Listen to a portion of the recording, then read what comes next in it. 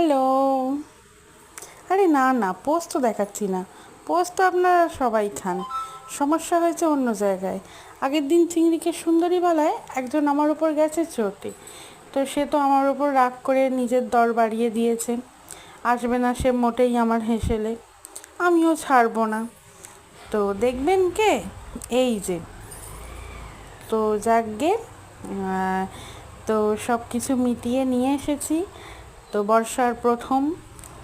তো এই যে রান্না করার আগে একটু গায়ে হলুদ করে নিচ্ছি, তারপর গরম গরম সর্ষের তেলে ছাড়বো, ছেড়ে ভাজবো।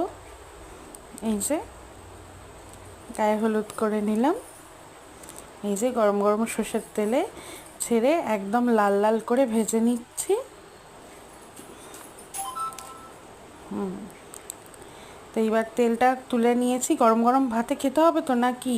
তারপর জল দিয়ে, জলটা গরম করে তাতে হলুদ নুন দিয়ে ওই যে পেস্টটা বানিয়ে রেখেছিলাম সর্ষে পোস্ত কাঁচা লঙ্কা, তো সেই পেস্টটাই দিয়ে দিলাম। তো দিয়ে ভালো করে টকবক করে ফুটিয়ে নেব। নিয়ে তারপর সেই ঝোলেতে আমাদের রূপসী ইলিশকে দেব ঢেলে। তো যাই হোক, টকবক করে ফুটছে। তো এটা এবার তার সাথে কাঁচা সর্ষের তেল ছড়িয়ে দেব, দিলেই একদম রেডি।